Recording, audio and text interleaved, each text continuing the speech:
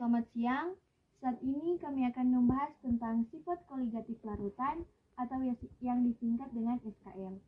Untuk bisa mempelajari sifat koligatif larutan, sebelumnya kita harus memahami dulu apa itu larutan, apa perbedaan larutan elektrolit dan non-elektrolit, apa satuan-satuan konsentrasi. Pada materi sifat koligatif larutan atau yang disingkat dengan SKL. Sifat koligatif larutan adalah sifat larutan yang bergantung pada jumlah partikel saat terlarut dan bukan pada jenis saat terlarutnya. Sifat koligatif larutan terbagi menjadi 4, yaitu yang pertama, penurunan tekanan uap atau yang disimbolkan dengan delta P. Yang kedua, kenaikan titik didih yang disimbolkan dengan delta TB. Yang ketiga, penurunan titik beku yang disimbolkan dengan delta TF. Yang keempat, tekanan osmosis yang disimbolkan dengan Pi. Pada video ini, kita akan membahas hanya sifat koligatif penurunan tekanan uap atau delta P. Apa itu tekanan uap? Tekanan uap adalah nilai yang menunjukkan kecenderungan suatu cairan untuk menguap. Jadi, jika suatu zat atau cairan mempunyai tekanan uap yang tinggi, itu menunjukkan mudah menguap.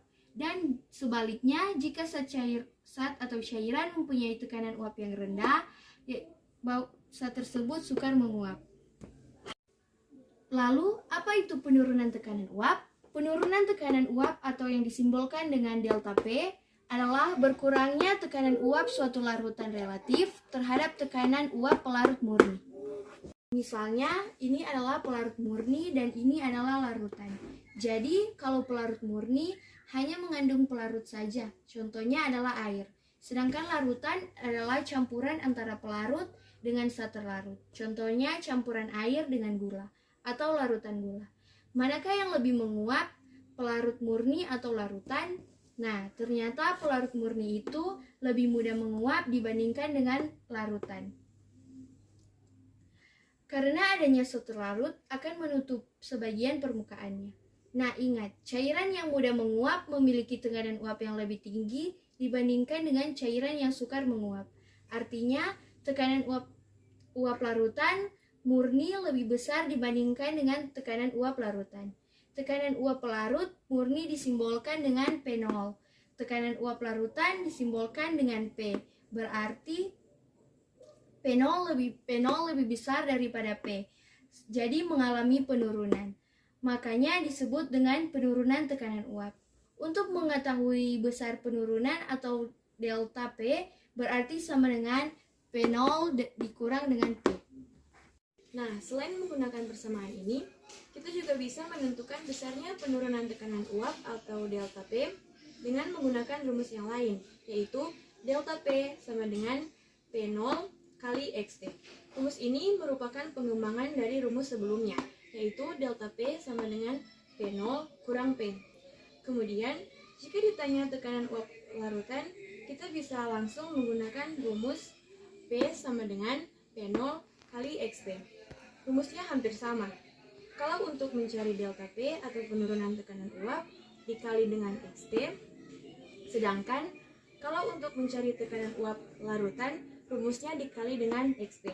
Keterangannya adalah P sama dengan tekanan uap larutan, P0 sama dengan tekanan uap jenuh pelarut. X adalah salah satu konsentrasi larutan, yaitu fraksi mol. Berarti kalau XT adalah fraksi mol zat terlarut, sedangkan XP adalah fraksi molnya pelarut. Untuk mencari X atau fraksi mol berbeda antara fraksi mol larutan non-elektrolit dan larutan elektrolit. Persamaan ini bisa kita jabarkan menjadi delta P sama dengan P0 kali NT per NT tambah NP. Begitupun halnya dengan persamaan ini. Bisa kita jabarkan jadi P sama dengan P0 kali NP per NP tambah NT. Jadi, N adalah jumlah mol. Rumusnya adalah gram per mR. Lalu, bagaimana dengan larutan elektrolit? Untuk larutan elektrolit, penjabarannya dari rumus ini, XT, menjadi delta P sama dengan P0 kali NT kali I per NT kali I tambah MP. Sedangkan untuk mencari tekanan uap elektrolit, rumusnya bisa kita jabarkan menjadi P sama dengan P0 kali NP per NP tambah NP kali I. Lalu, apa itu I? I adalah faktor Van Hoff. Van Hoff ini bisa kita cari dengan menggunakan rumus I sama dengan 1 tambah N kurang 1 alfa, di mana N adalah jumlah ion, sedangkan alfa adalah derajat ionisasi. Untuk larutan elektrolit kuat, karena derajat ionisasinya sama dengan 1, maka nilai faktor Van Hoff-nya atau I sama dengan N atau jumlah ion. Untuk lebih jelasnya, kita akan langsung membahas contoh soal. Tekanan uap air murni pada 25 derajat Celcius adalah 23,76 mmHg.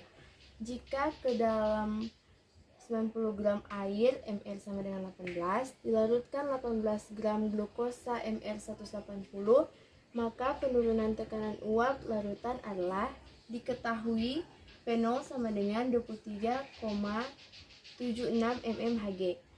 Gram per larut sama dengan 90 gram, Mr per larut sama dengan 18. Gram terlarut sama dengan 18 gram, Mr terlarut sama dengan 180.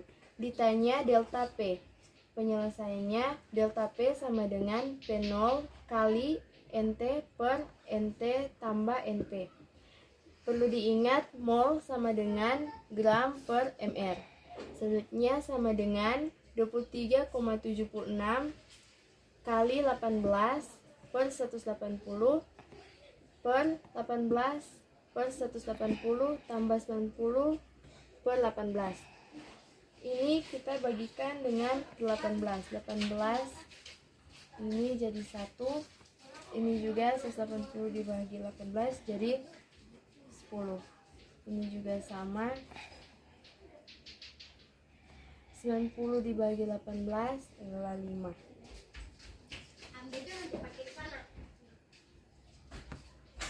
Sama dengan 23,76 kali 1 per 10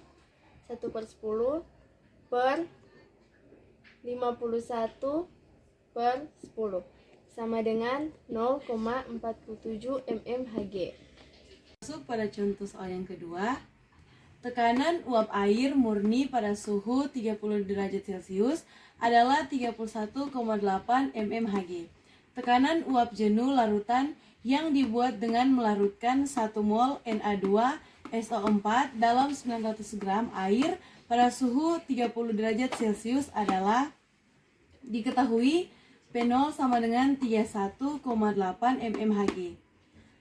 Mol terlarut sama dengan 1 mol, gram pelarut sama dengan 900 gram. Mr pelarut sama dengan 18. Na2SO4 menjadi 2Na plus ditambah SO4 1 min. Na2SO4 adalah elektrolit kuat. Ditanya adalah P.